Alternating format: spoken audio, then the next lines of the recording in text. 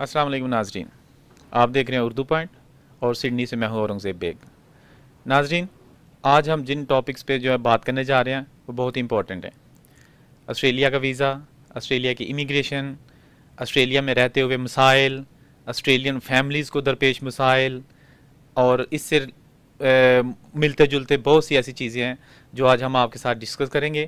اس کے لیے ہم نے جو آج مہمان کو دعوت دی ہے وہ کسی تعارف کے محتاج نہیں، بہت ہی مشہور و معروف وکیل ہیں، ہیومن رائٹس، سوشل ورکرز، اور آسٹریلین پالیٹکس میں بھی ان کا ایک اپنا مقام ہے۔ جی، میری مراد اجاز خان صاحب سے ہے، تو آئیے ان سے بات چیت کا آغاز کرتے ہیں۔ السلام علیکم خان صاحب۔ وعلیکم السلام، کیا حال ہے؟ جی بالکل ٹھیک ٹھاک، کیسے ہیں اور کیسی جا رہی ہے لائف آسٹریلیا میں؟ بس اللہ پاک کا بڑا شکر ہے جی۔ اچھا خان صاحب، میں سٹارٹ یہ کروں گا کہ ایک چارم بنا ہوا ہے کینیڈا اور آسٹریلیا، کیا وجہ ہے، کتنی دن ب دن ریشو جو ہے نا بڑھ رہی ہے آپ کے اندازے کے مطابق؟ آسٹریلیا کا ویزا جو ہے وہ آج کل میرا خیال امریکہ اور کینیڈا سے بھی زیادہ سخت ہوا ہے، کیونکہ آپ دیکھیں نا کہ آسٹریلیا جو ہے وہ امریکہ اور کینیڈا کی پاپولیشن سے بہت چھوٹا کنٹری ہے۔ یہاں پر تو 24-25 ملین لوگ ہیں یہاں پر ٹوٹل، جو کہ ہمارے کراچی میں اتنے لوگ ہیں۔ تو اس لیے یہاں پر جو گورنمنٹ ہے، پولیٹیکل پارٹی جو ہیں وہ زیادہ پاپولیشن نہیں چاہتی، تاکہ اس کے مینجمنٹ کے ایشوز جو ہیں وہ اس طرح کی چیزیں آ جاتی ہیں۔ لیکن Australia is the best destination still in the world, اور لوگ جو ہیں وہ یہاں پر آنا چاہتے ہیں، یہاں پر رہنا چاہتے ہیں، ہائی اینڈ ڈیمانڈ، اس لیے میرا خیال ہے کہ بہت سارے پاکستانیوں کی بھی خواہش ہوگی کہ یہاں پر آ کے سیٹل ہوں۔ اچھا، آپ کا بڑا تجربہ ہے اس میں جو ہے نا امیگریشن کے جو رولز ہیں، اور ابھی تک آپ کے پاس جو کیسز آئے ہیں، کتنا آسان ہے، کن لوگوں کے لیے آسان ہے، کوئی مختصر سا بتائیے گا۔ دیکھیں، یہاں پر اسکل مائگریشن ایک سٹیج پر انہوں نے شروع کی تھی، جس میں پوائنٹ سسٹم تھا کہ 120 پوائنٹس اس وقت تھے، کہ بہت سارے لوگ جو ویلڈر، اس میں شیف، کوک، ہیئر ڈریسر، جو ٹیکنیکل جابیں کرنے والے لوگ تھے، ان کو انہوں نے امپورٹ کیا، کیونکہ یہاں کے جو لوکل لوگ تھے وہ ان چیزوں میں زیادہ انٹرسٹ نہیں رکھتے تھے۔ پھر اس کے بعد آئی ٹی آ گئی، تو آئی ٹی میں بھی انہوں نے پھر بہت سارے لوگوں کو اسی سب کانٹیننٹ سے، انڈیا پاکستان سے زیادہ لوگوں کو مائگریشن دی انہوں نے۔ اب وہ چونکہ اس میں بھی تھوڑا سا ٹھہراؤ پیدا ہو گیا، تو سروس انڈسٹری میں یہ لوگ جو ہیں وہ زیادہ لوگوں کو لیتے ہیں۔ تو اب جو recently in the last 2 years business migration انہوں نے کر دی ہے، کہ کیونکہ آسٹریلین ڈیسٹینیشن جو ہے وہ ہائی ان ڈیمانڈ ہے۔ یہ کہتے ہیں کہ اپنا پیسہ، اپنا تجربہ، اپنا دماغ لے کر آؤ، ہم آپ کو جگہ دیتے ہیں، اور آپ یہاں پر آ کے اپنا بزنس سٹارٹ کرو، اور خود بھی کھاؤ اور ہمیں بھی کھلاؤ۔ تو کیسا جا رہا ہے اسٹوڈنٹ بھی جو ہے نا، اس کا ویزا، اس کا پروسیس وہ بھی تھوڑا ڈیفیکلٹ ہوتا جا رہا ہے پاکستان کے لیے خاص طور پہ؟ یہ دیکھیں، بات یہ ہوتی ہے کہ لاء تو اگر ایک آسٹریلین لاء ہے تو وہ تو سب کے لیے ایک ہی ہے۔ انہوں نے ماضی میں یہ کیٹیگرائز کیا ہوا تھا کنٹریوں کو، کہ نیپال کس کیٹیگری میں ہے، پاکستان کس کیٹیگری میں ہے، انڈیا کس کیٹیگری میں ہے، اس طرح ویزے کی ریکوائرمنٹ تھی، وہ ڈفرینٹ تھی۔ لیکن with the passage of time I think آج کل جو اسٹوڈنٹ ویزے کی سچویشن ہے، اس میں پہلا ٹیسٹ یہی ہوتا ہے کہ جی یہ بندہ یہاں پر آئے گا اور جینون پڑھنے کے لیے آ رہا ہے، یا یہاں پہ سلپ ہونے کے لیے آ رہا ہے۔ تو پھر پہلے تو یہ اسیسمنٹ کرتے تھے، پھر اس کے کنٹری کی سیکیورٹی سچویشن کے بارے میں بھی یہ لوگ کافی ورریڈ تھے، کہ لوگ یہاں پر آتے ہیں، پاکستان کی سیکیورٹی سچویشن کو دیکھنے کے بعد یہاں پر اسائلم اپلائی کر دیتے ہیں۔ تو وہ فیکٹر جو تھا، اس کی وجہ سے کچھ سال پاکستانی اسٹوڈنٹس کو ویزا جو ہے وہ مشکل کر دیا گیا تھا۔ اس کی یہ وجہ نہیں تھی کہ لاء ڈفرینٹ ہے پاکستان کے لیے، کیونکہ جو سیکیورٹی اور اوور آل اکنامک سچویشن جو پاکستان کی تھی، اس کی وجہ سے ڈیفیکلٹی تھی۔ تو اب میرا خیال ہے کہ یہ اسٹوڈنٹ ویزے کا رجیم ایک دفعہ پھر چینج ہوا ہے، اور کچھ چیزیں چینج ہونے جا رہی ہیں ویری شارٹلی، اور آئی ہوپ دیٹ کہ بھی پاکستان کے لیے وہ ایزی ہو جائے گا۔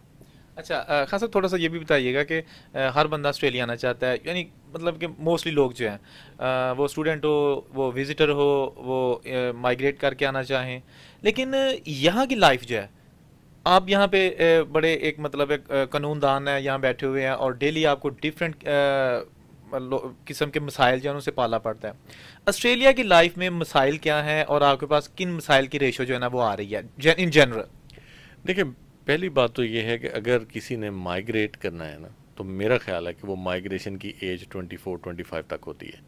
اگر آپ اس سے آگے چلے گئے تو پھر آپ کی شادی ہو گئی یا آپ کا فیملی سٹیٹس جو وہ چینج ہو گیا تو پھر بڑا ڈیفیکلٹ ہوتا ہے کسی دوسری کنٹری میں جا کے سیٹل ہونا کہ آپ کے وائف یا بچے جو ہیں وہ پیچھے رہیں آپ ادھر رہیں، تو وہ ایک سیپریشن وہ بھی آپ کو ڈپریشن کا شکار کر دیتی ہے. تو یہاں پر بہت سارے لوگ میں نے دیکھے ہیں ہماری کمیونٹی سے جو اس طرح کی سچویشن میں آ کے سیٹل ہونے کی کوشش کرتے ہیں لیکن ڈپریشن کی شکار ہو جاتے ہیں. پھر یہاں پر یہ ہے کہ پاکستان کی کوالیفیکیشن جو ہے اس کو یہاں کی لوکل کوالیفیکیشن کے مقابلے میں بہت کم تر سمجھا جاتا ہے. پھر پاکستان کا ورک ایکسپیرینس جو ہے اس کو یہاں کا لوکل جو انڈسٹریلسٹ ہے یا لوکل جو جاب مارکیٹ ہے وہ اس کو ریکگنائز نہیں کرتی یا اس کو اس قدر فیوریبل نہیں سمجھتی. پھر اس کے بعد لینگویج کا بیریئر ہے. یہ وہ چیزیں ہیں جو ہمارے بہت سارے ڈاکٹرز کو فورس کر دیتی ہیں ٹیکسی چلانے پہ. تو یہاں پر کچھ عرصہ کے لیے یہ ایک مذاق سمجھا جاتا تھا کہ جی پاکستانی ڈاکٹر تو ٹیکسی چلا رہا ہوگا. یہ اس طرح کی باتیں لوگ کرتے تھے. تو اسٹوڈنٹس جو بیچارے آتے ہیں ان کے لیے بھی بڑا ڈیفیکلٹ سچویشن ہے. آلدو وہ ینگ ہوتے ہیں اس لیے وہ سروائیو کر جاتے ہیں. ایک تو وہ ینگ ہوتے ہیں، پھر وہ شیئر اکاموڈیشن میں رہ کے اپنا کرایہ کم سے کم کر سکتے ہیں. پھر وہ آڈ جابیں جیسے ریسٹورنٹ پہ یا 7-11 پہ پیٹرول اسٹیشن پہ یہ کر کے اپنا گزارا کر لیتے ہیں. لیکن یہی ایک اگر میچور ایج کا بندہ آئے گا تو اس کے لیے یہ ڈیفیکلٹ ہوگا. یا پھر ایسا بندہ جو پاکستان میں پہلے ہی سیٹل ہے تو اس کے لیے آ کے اپنی اصل جاب سے کم تر جاب کرنا ذرا اس کے لیے مشکل ہوگا. یا جو مڈل ایسٹ میں لوگ رہ رہے ہیں وہ آلریڈی اپنی لائف ان کی سیٹ ہے، لیکن اس کو سارے کچھ چھوڑ کے یہاں آ کے اپنی لائف دوبارہ سیٹ کرنا وہ تھوڑا سا ڈیفیکلٹ ایشو ہوتا ہے. اچھا خان صاحب، اسٹوڈنٹ کے لیے چلے میں بات کرتا ہوں، ہمارے بہت سارے ویوز جو ہے نا اسٹوڈنٹ بھی ہیں اور ظاہری بات ہے ہم بھی ان کے آواز بننا چاہیں گے. 20 آورز جیسا کہ رولز کے مطابق ان کو الاؤ ہے، لیکن اسٹوڈنٹ کو یہ بھی شکایت ہوتی ہے. چلے آپ کنسرن تو نہیں ہے مطلب شکایت، لیکن آپ ایک قانونی نقطہ نظر آپ کا کہ 20 گھنٹے وہ کام کر سکتے ہیں، لیکن وہ 20 گھنٹے میں ان کو جو جاب ملتی ہے وہ بھی $10 $12 میں مطلب ملتی ہے، گزارا نہیں ہوتا. تو کیا اس کا حل ہے؟ کیا وہ کریں کہ وہ جو ہے نا وہ ایک پروفیشنل جاب حاصل کر سکے، 20 گھنٹے کی ہی لے سکیں؟ کوئی کیا کرنا چاہیے ان کو؟ دیکھیں نا جی، یہ جو ہیومن بینگ ہے، جو انسان ہے، یہ ایکسپلائٹیشن تو کرتا ہے. تو یہاں پر بھی وہی لوگ ہیں نا ہمارے جتنے ہمارے سب کانٹیننٹ سے بزنسز آئے ہوئے ہیں وہ یہ موقع کو غنیمت سمجھتے ہیں اور وہ اسٹوڈنٹ بیچارے مجبور ہوتے ہیں، ان کو جاب چاہیے ہوتی ہے، ان کو ایکسپلائٹ کرتے ہیں. آلدو یہاں پر ڈپارٹمنٹ آف امیگریشن نے بہت ہیوی پینلٹیز رکھی ہوئی ہیں بزنسز کے لیے. ابھی ریسنٹلی 7-11 کی ایگزامپل آپ لے لیں کہ 7-11 کو انہوں نے سو کیا لوگوں نے، اور 7-11 اور ڈپارٹمنٹ آف امیگریشن اور یہاں کی گورنمنٹ نے مل کے $25 ملین کے قریب ان اسٹوڈنٹس کو ریفنڈ کیا جن کو بیچاروں کو $10 پر آور کے حساب سے دیے جا رہے تھے، لیکن آسٹریلین اسٹینڈرڈ کے مطابق وہ انٹائٹل تھے $20 کے حساب سے. تو جو ڈفرینس تھا بہت سارے اسٹوڈنٹ کو، کسی کو $20,000 $30,000 ملے ہیں. ابھی اور بھی اس طرح کے جو بگ بزنس آسٹریلین بزنسز جو ہیں جو ایکسپلائٹیشن میں یہاں پر شامل ہیں کسی نہ کسی طریقے سے، ان کو پکڑ رہی ہے گورنمنٹ اور ان سے پیسے دلوا رہی ہے اسٹوڈنٹوں کو. لیکن جو چھوٹے بزنسز ہیں جیسے لائک ریسٹورینٹ اینڈ آل، ان کو ذرا پکڑنا بھی مشکل ہے اور ان کو ہیوی پینلٹی ڈالنا بھی بڑا مشکل ہے. پھر یہاں پر لوگ نئے طریقے نکال لیتے ہیں کہ جی 20 گھنٹے آپ کو بکس میں جاب دے دی اور 20 گھنٹے آپ کو کیش پہ دے دی. تو وہ بیچارہ اسٹوڈنٹ کو بھی سوٹ کرتا ہوتا ہے، تو بزنس والے بھی ایکسپلائٹ کرتے ہیں اس کو. یہ ایکسپلائٹیشن چل رہی ہے، لیکن انشاءاللہ آئی تھنک آسٹریلیا کا سسٹم جو ہے یہاں کا وہ بڑا لا اینڈ سسٹم بہت ہی اسٹرانگ ہے اور وہ کہیں نہ کہیں ان کو پکڑ لیتے ہیں.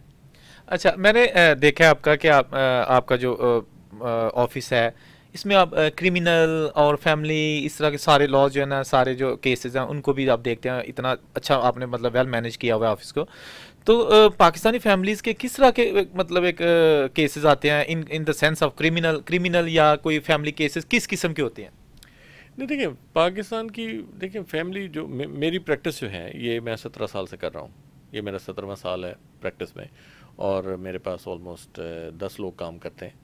تو سولیسٹر بھی ہیں، وہ میری اپنی فرم ہے. تو یہاں پر مختلف ملٹیپل ایشوز آتے ہیں پاکستانی کمیونٹی کے. ایک تو دیکھیں جب وہ مائگریشن ہو جاتی ہے پھر ان کے سیٹلمنٹ کے ایشوز ہوتے ہیں، پھر کوئی گھر وار لے لیتے ہیں. اس کے بعد اگر ان کا ایشو ہے تو وہ ڈومیسٹک وائلنس، آپس میں لڑ پڑے یا ساس اور بہو کی جو لڑائی ہیں، پاکستان سے آج کل فری ٹیلی فون ہوتا ہے تو اس لیے یہاں پر لڑکیاں بیٹھی اپنے ماں باپ سے گائیڈنس لیتی رہتی ہیں. اس کا مطلب ہے کہ یہ ساس اور بہو کا جو ہے نا آسٹریلیا میں بھی یہ اس ایشو نے جان نہیں چھوڑی. نہیں جی، نہیں یہ ساس جو ہے نا وہ جدھر بھی ہوگی وہ بیٹھی بیٹھی اپنی بیٹی کو گائیڈ کرتی رہے گی. وہ انڈیا میں کسی جگہ پہ بیٹھی ہو، پاکستان میں، افغانستان میں، جدھر بھی بیٹھی ہو، جب ان سے بات اپنی بیٹی سے ہوگی تو وہ شاید اپنے کلچر یا اپنی بیک گراؤنڈ کے حساب سے کرے گی. تو یہاں پر جو گراؤنڈ ریالٹیز ہیں وہ ڈیفرنٹ ہوتی ہیں، وہ اس سے مس انڈرسٹینڈنگ جو ہے نا وہ زیادہ ہوتی ہے.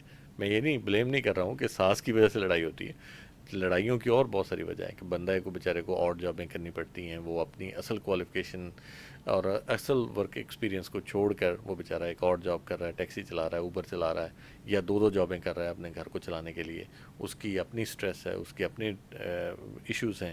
پھر لیکن فیملی جو ہے ہماری، جو زیادہ خواتین ہیں ہمارے پاکستان کی، وہ جاب نہیں کرتی یا پڑھی لکھی بھی ہوتی ہیں، لیکن چونکہ ہمارا رواج نہیں ہے ان کو ورک فورس میں لانے کے لیے، اس لیے جو میجورٹی کام نہیں کرتی ہیں، گھر پہ رہتی ہیں، وہ ایسے اپنی سٹریس کا شکار رہتی ہیں.